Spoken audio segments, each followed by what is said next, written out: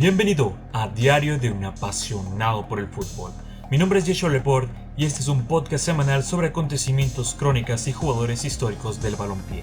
Te invito a seguirme en mi cuenta personal de Twitter, @Joshua Laporte, y nuestro podcast en Spotify y YouTube como Diario de un apasionado por el fútbol.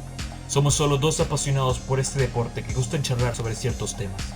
No somos los más grandes expertos del fútbol, ni mucho menos tenemos la verdad absoluta. Así que te animamos a dejar en la caja de comentarios tu opinión. Recuerda hacerlo de una manera respetuosa y sin nada más que decir, comenzamos. Durante la Segunda Guerra Mundial se vivieron muchos momentos desagradables que para esta generación pueden parecer inimaginables.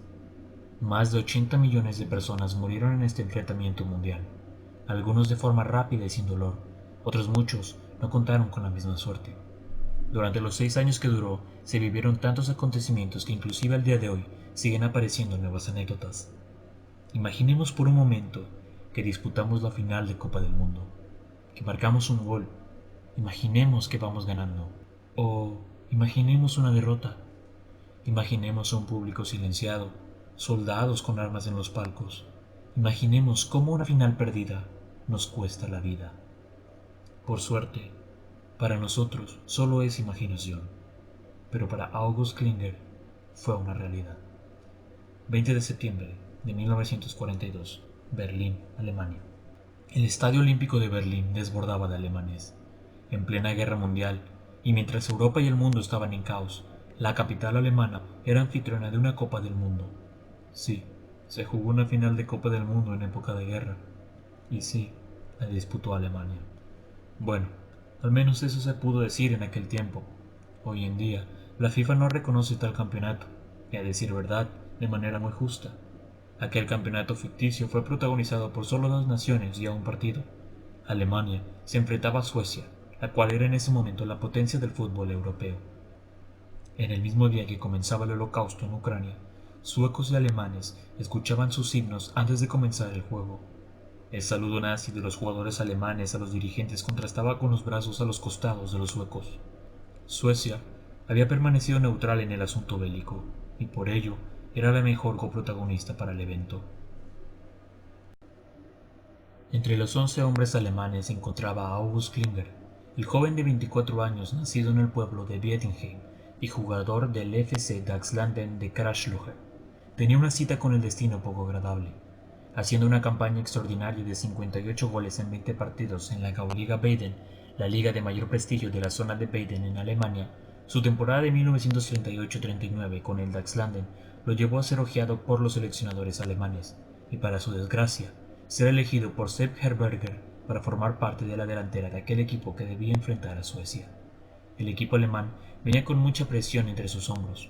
A pesar de la racha de victoria en los juegos previos, derrotando a Hungría, Bulgaria y Rumania, no se borraba de sus cabezas lo acontecido en aquel juego contra Suiza el 20 de abril de 1942. Así es, durante el cumpleaños de Hitler. Una derrota por 2-1 contra los suizos molestaba al Führer, quien les advertía que al próximo encuentro que no vencieran serían enviados al campo de batalla. Asustados, y con buenas razones, arrancaron el partido recibiendo un gol. El delantero, Arne Nyberg, aprovechaba el notorio nerviosismo y marcaba el primer gol del partido tan solo 7 minutos después del pitido inicial. El ambiente era sombrío y el panorama muy desalentador. Pero como si se tratase de un guión de película, los alemanes remontaron el partido. El primero a manos del mediocampista Ernst Lehner y el segundo del zapato de la estrella de ataque, August Klinger. El chico alemán levantaba todo el estadio, y a más de algún dirigente nazi le provocaba una sonrisa. Era el evento perfecto que buscaba Adolf Hitler, una remontada histórica del conjunto alemán en una final de Copa del Mundo. El primer tiempo estaba por terminar, pero sobre la hora, una cubeta de agua helada golpeó el estadio y jugadores. Ernie Carlson aprovechaba e igualaba el partido. El presagio o milagro se guardaba para el segundo tiempo. Sepp Herberger debía dar una charla a sus hombres para afrontar lo que quedaba de partido, y parece que lo que dijo funcionó durante 20 minutos. Alemania, más con garra que con calidad, mantenía su ataque y solidez defensiva. Pero la garra teutona no fue lo suficiente para parar a los delanteros suecos, quienes con 2 de los 3 integrantes del tridente Gren Oli del AC Milan marcaban el de la victoria. Gunnar Gren y Gunnar Nordal, quien en un futuro serían medallistas olímpicos, de 1948 y finalistas de la Copa del Mundo de 1958 realizaban una extraordinaria jugada en conjunto que dejaba solo a Malte Martelsson frente a Helmut Jahn, que poco pudo hacer para evitar el 3-2 y el de la derrota. Solemos recordar el Maracanazo como uno de los días más tristes para un público en el estadio. Si bien no hay conteos exactos, se rumora que casi 200.000 espectadores presenciaron aquella derrota de Brasil frente a Uruguay. Pero 8 años atrás, 100.000 alemanes lloraban por perder una final. 100.000 hombres se despedían de un equipo que sería disuelto y enviado a la guerra. August Klinger y compañía debían defender a Alemania, pero esta vez no con un balón, sino con armas. A pesar de ser enviados a la guerra, muchos de ellos permanecieron en posiciones burocráticas y otros cuantos muy lejos de la zona de guerra. Sus privilegios como futbolistas destacaban con los derechos del comerciante, padre de familia que era enviado a primera fila del campo de batalla. Durante gran parte, August y sus compañeros se mantuvieron a salvo. Pero como conocemos el final, los aliados lograron en 1944 entrar a Roma y desembarcar en las costas de Normandía, Francia.